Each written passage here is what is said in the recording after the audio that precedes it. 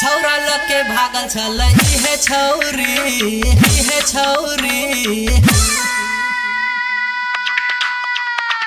छौरा लके भागल छल इहे छौरी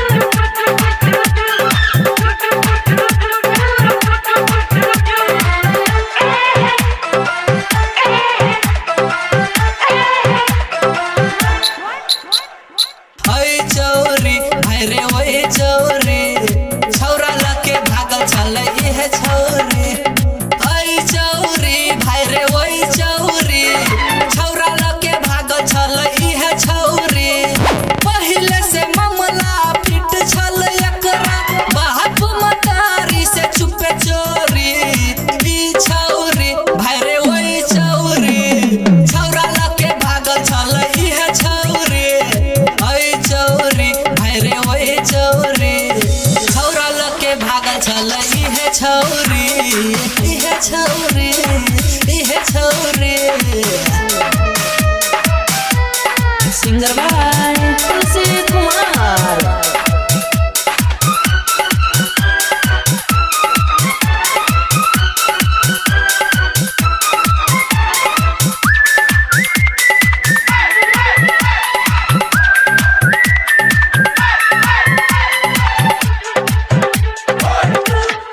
आँख में चश्मा कान में ईयरफोन लगा के पढ़े छल कॉलेज में कॉपी किताब पे मन नहीं लागे खोट छै एकरा नॉलेज में आँख में चश्मा कान में ईयरफोन लगा के पढ़े छै कॉलेज में कॉपी किताब के भाषा नहीं बुझे खोट छै एकरा नॉलेज में ओइ चौरी भाई रे ओइ चौरी छौरा लके भागल छल इहे छौरी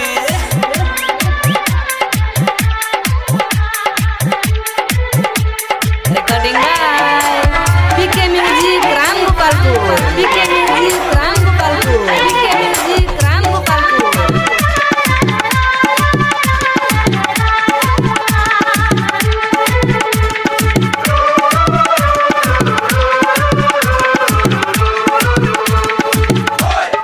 प्यार के भूत चढ़ल छल एकरा 17-18 के एज में अड़ोसी पड़ोसी से नैन मटक्का करे छल छुट्टी के डेज में प्यार के भूत चढ़ल छल एकरा 17-18 के एज में अड़ोसी पड़ोसी से नैन मटक्का करे छल छुट्टी के डेज में ओइ चौरी भाई रे ओइ चौरी छौरा लके भागल छल इहे छौरी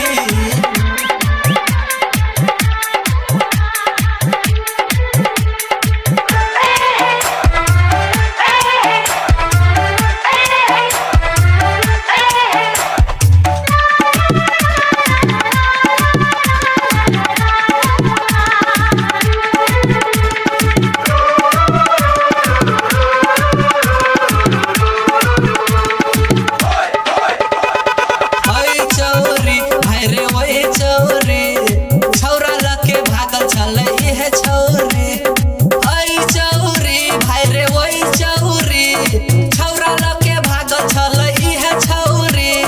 पहिले से मामला पिट छल एकरा बाप मतारी से चुपे चोरी ई छौरी भाई रे ओइ चौरी छौरा लके भागल छल इहे छौरी ओइ चौरी भाई रे ओइ चौरी छौरा लके भागल छल इहे छौरी।